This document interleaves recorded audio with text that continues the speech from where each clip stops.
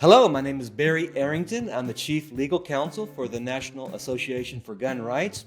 And today we're going to be talking about an amicus brief that we filed recently in the United States Supreme Court in a case originating out of Hawaii, Wolford versus Lopez. Now, in this case, the underlying substantive case, it involves a challenge to Hawaii's public carry bill. Now, you might remember that Bruin itself back in 2022, struck down New York's public carry bill, and Hawaii had a law that was very similar to New York's. And obviously they had to modify that law in order to bring it into compliance with Bruin. Well, they did in fact modify the law, but far from bringing it into compliance with Bruin, they passed a new law that was even worse perhaps, and in utter defiance of Bruin. The plaintiffs in Hawaii are challenging that law, and naturally they lost in the Hawaii District Court, and naturally they lost in the Ninth Circuit, which covers Hawaii. Ninth Circuit may be one of the worst circuits in the entire country. And now there's a petition for certiorari pending in the United States Supreme Court, and the National Association for Gun Rights has filed a brief in support of that petition for certiorari. Now, as an aside, we were very gratified that right after our brief came in, literally an hour or so later, the United States weighed in on our side, on the plaintiff's side in this case. The Pam Bondi Department of Justice filed their own brief in support of the petition for certiorari. The statute is that unconstitutional that even the United States and several states have also weighed in to ask the Supreme Court to come in and find this law unconstitutional. So what was our particular brief in this case? What did we say? Now, as an amicus, you don't really necessarily have to re-argue everything that the petitioner said in their petition. What typically happens, you focus on areas that you have a greater concern about or a particular insight about. And so we jumped in and we decided to take a kind of a macro view on constitutional interpretation generally. And then in terms of this law, we decided to focus on a particular area of constitutional law, especially with respect to enumerated rights. And that's whether the proper time frame for analyzing the scope of those rights is when the Second Amendment was ratified, 1791, or when the 14th Amendment was ratified in 1868. Progressives want to go with 1868. Originalists want to go with 1791.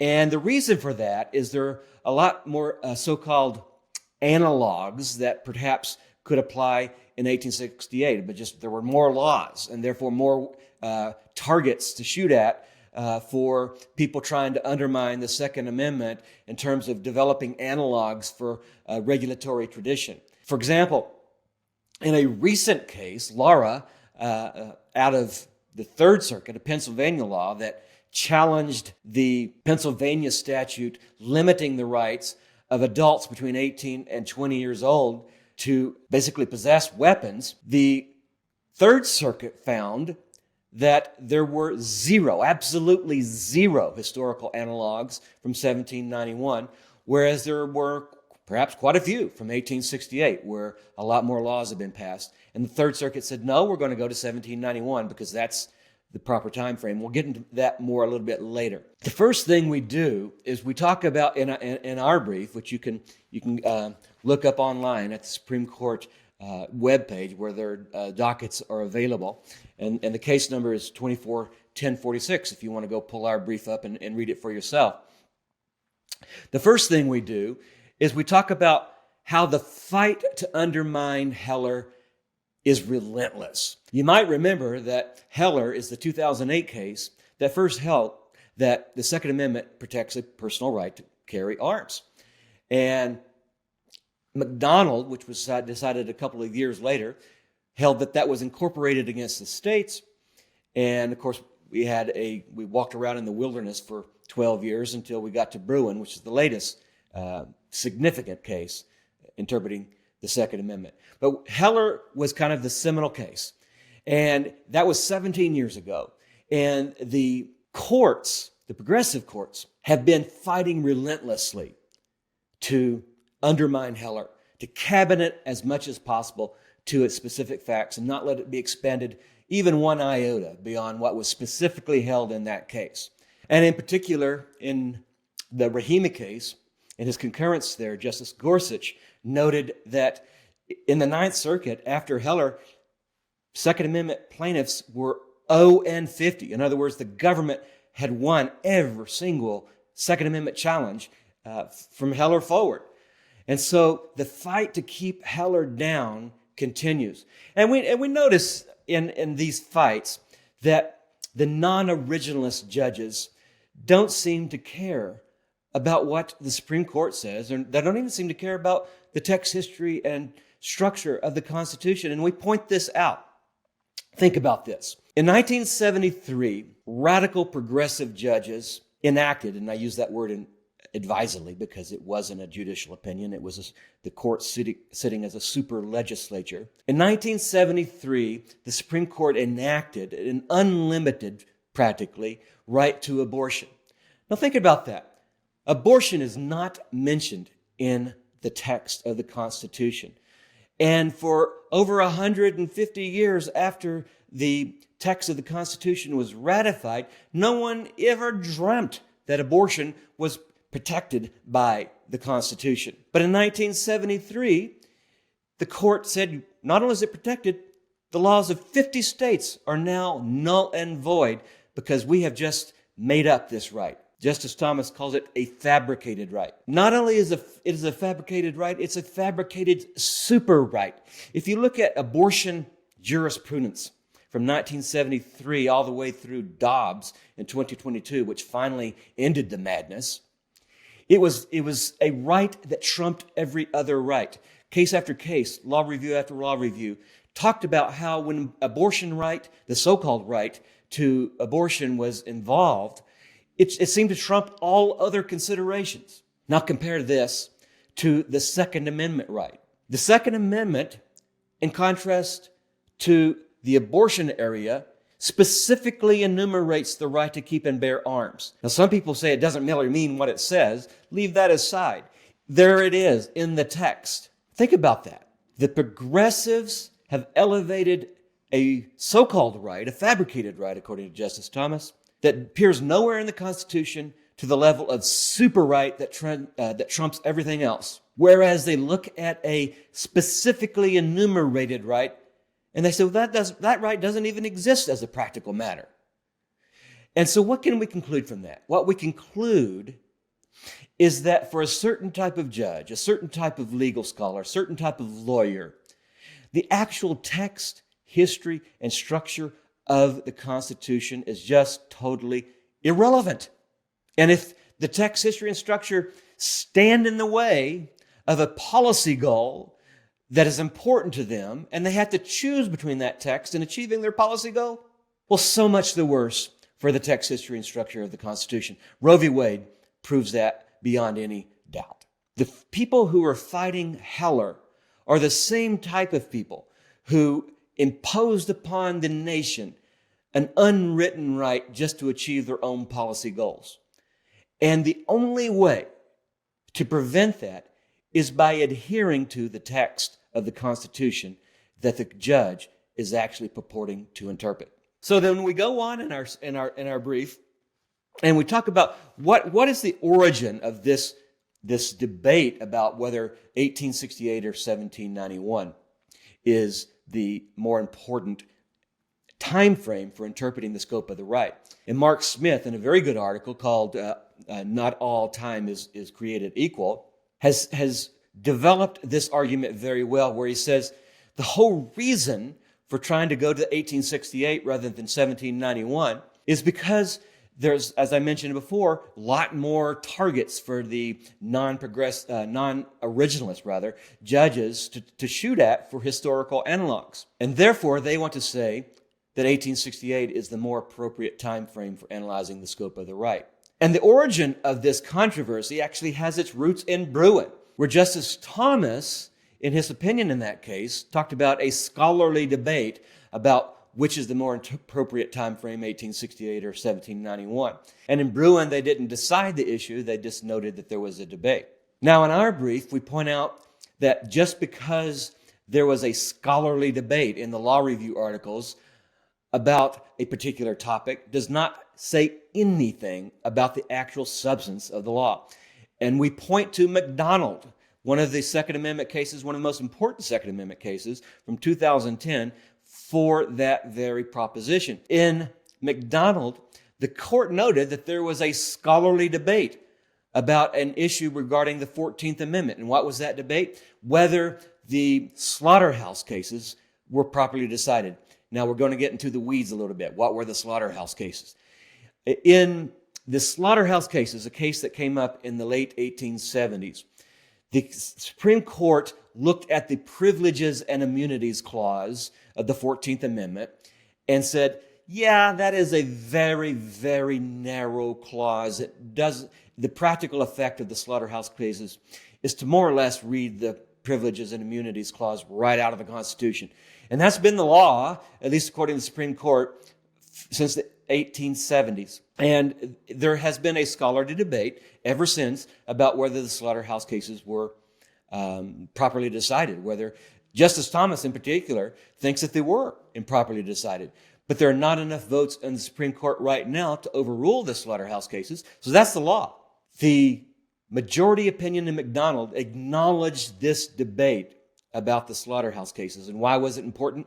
The plaintiffs in McDonald wanted to resurrect the Privileges and Immunities Clause and have the right to keep and bear arms protected not through the Due Process Clause of the 14th Amendment, but through the Privileges and Immunities Clause of the 14th Amendment, a conceptual framework that Justice Thomas actually agrees with. But in McDonald, Alito said, well, we know this debate, and the Slaughterhouse cases were decided a long time ago. We do not have to resolve that in this case, and we're going to not accept the plaintiff's invitation to overrule the Slaughterhouse cases. But nevertheless, the Second Amendment applies to the states through the Due Process Clause. And so the point of all of that discussion was acknowledging a scholarly debate, like the debate about whether the Privileges and Immunities Clause should be resurrected. It's not the same thing as saying that the law is one way or the other. As a matter of fact, the scholarly debate there failed. The same thing applies in Bruin. Thomas acknowledged a scholarly debate about whether the Due Process Clause, which was enacted in 1868, means that 1868 is the proper time frame, or the Second Amendment itself, which was adopted in 1791, is the more appropriate time frame. Means nothing. As a matter of fact, what we point out is the actual law right now today is exactly the opposite. We looked at case after case after case after case after case where the court says, well, the proper time frame for interpreting enumerated rights is 1791. We look at cases from the First Amendment. We look at cases from the Second Amendment. We look at cases from the Fourth Amendment and the Fifth Amendment and the Sixth Amendment. Right on down the line, the cases have held that 1791 is the proper time frame. As a matter of fact, Bruin itself said we've always assumed that 1791 is the proper time frame. And so we point that out, and not only that, we were not able to find a single case saying anything different. In other words, we weren't able to find any cases saying, well, 1868 is the proper time frame. So what about the text of the Constitution? How is that important in this context? We go back to the original case. I mean, when I say the original case, I mean the original case of constitutional review. And that case, of course, as everybody knows, is Marbury versus Madison, the case that came up very, very early in the history of the country. And if you go back and actually read Marbury, and we put an extensive quote from Marbury in our brief, what Chief Justice Marshall, who some regard as the greatest justice who ever sat on the Supreme Court, said in Marbury was that the whole point of judicial review, the whole justification of judicial review, is that the Constitution is written, that it's a text. And he said, when we, as the Supreme Court, have conflicting texts, a statute passed by Congress, and the Constitution, the text of the Constitution, and the statute passed by Congress conflicts with the text of the Constitution, we have to go by the text of the Constitution and declare the statute passed by Congress unconstitutional, void. Marbury stands for the proposition that when there's competing text, the text of the Constitution controls. That's all it stands for. The fact that the Constitution is a text both justifies, and here's the important part, constrains judicial review. How does it constrain it? Well, it constrains judicial review by elevating the text. I'll say that again. Elevating the text of the Constitution above other competing texts. Why is that important? Well, it's important that we elevate the text that was originally written in 1791, because if the text changes, or rather the meaning of the text changes, or as the Living Constitution and progressive judges say, the text means anything they want it to mean, then that justification and that constraint are just thrown off. If the whole justification of judicial review is that the text that was written in 1791 constrains and binds judges. And that's why we have the power of judicial review. That's why we have the awesome power of tossing out democratically elected representatives' laws. Then that text is paramount. And that text has to mean a particular thing. Because if it doesn't mean a particular thing, it can mean anything. And that's the point of originalist constitutional interpretation. The text had a particular meaning in 1791, and that limits our power. Because if it doesn't limit our power as judges, nothing limits our power as judges. And we saw that play out in 1973 when the Supreme Court enacted, and again, I use that word advisedly, sitting as a super legislature, their own policy preferences regarding the abortion issue. And we go back in our brief and discuss that issue with the Supreme Court. And then we point out all the cases that say that 1791 is the proper time frame for interpreting the scope of the text. The words meant what they meant when, according to the people who wrote them, the Supreme Court has said many, many times. And now we do acknowledge that from time to time, the court has looked at laws and regulations from the mid to late 1800s to, quote, liquidate the text. What that means is, if there's a particular interpretation from 1791 that's kind of indeterminate or fuzzy or not quite clear, you can look to how the folks in the 1800s interpreted that. But you can't look to how the folks in the 1800s did something completely different in order to change that. The best case illustrating this point is Espinoza, a case out of Montana from about 2020, where the court looked to 30 states who had enacted so-called no aid provisions, saying you can't have any aid to religious organizations if you have a government program. And the court said, doesn't matter that 30 states had enacted no aid provisions by the late 1800s, does not change what the text originally meant in 1791, and we're tossing that one out because the text in 1791 clearly permitted aid to religious organizations. Finally, we end with what we believe is the clinching argument. Think about this. 1791 was when the Second Amendment was ratified and was applicable to the federal government. The people who say that 1868 is the proper time frame say, well, as applied to the state, 1868 is proper because that's when the 14th Amendment, which they say incorporated the Second Amendment against the states, was enacted. Well, what happens if there is a difference between the law in 1791 and the law in 1868? And this is what the Laura case that I mentioned earlier is all about. If you go with 1791 and it's applied to the federal government, there's absolutely zero support for restricting the rights of 18 to 20-year-olds to possess weapons. If you go to 1868, there are quite a few laws from that time frame addressing the issue of whether 18 to 20-year-olds can possess weapons. What does that mean? Well, if you apply the 1868 time frame to the states, you get one version of the Second Amendment. And if you apply the 1791 laws to the federal government, you get a radically different version of the Second Amendment. And McDonald's itself said there is no daylight between what we do with the states and what we do with the federal government in terms of interpreting enumerated rights.